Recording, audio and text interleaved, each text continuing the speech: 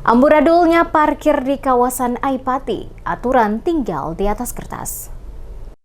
Kawasan Jalan Aipati yang berada di pusat kota Ambon ditetapkan sebagai kawasan tertib berlalu lintas kembali menuai sorotan publik. Pasalnya sistem perparkiran di ruas jalan tersebut dinilai semakin amburadul dan jauh dari ketentuan yang berlaku. Sesuai aturan, parkir di kawasan Jalan Aipati hanya diperuntukkan bagi kendaraan roda 4 atau mobil.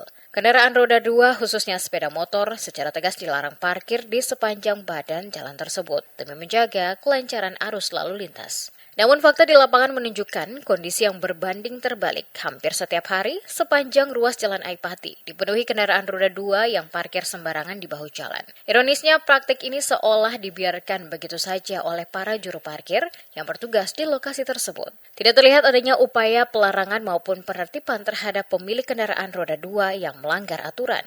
Situasi ini memunculkan pertanyaan serius dari masyarakat pengguna jalan. Banyak warga menilai aparat terkait, khususnya Dinas Perhubungan Kota Ambon, terkesan menutup mata terhadap pelanggaran yang terjadi secara terang-terangan. Kondisi parkir yang semrawut ini tidak hanya mengganggu estetika pusat kota, tetapi juga berdampak langsung pada kelancaran lalu lintas dan keselamatan pengguna jalan. Penyempitan ruas jalan akibat parkir liar kerap memicu kemacetan, terutama pada jam-jam sibuk. Masyarakat berharap Dinas Perhubungan dapat bersikap lebih tegas dan konsisten dalam menegakkan aturan yang sudah ditetapkan.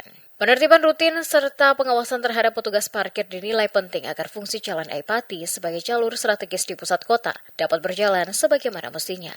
Tanpa langkah konkret, aturan larangan parkir kendaraan roda 2 di kawasan Aipati dikhawatirkan hanya akan menjadi regulasi di atas kertas. Sementara pelanggaran terus berlangsung tanpa konsekuensi.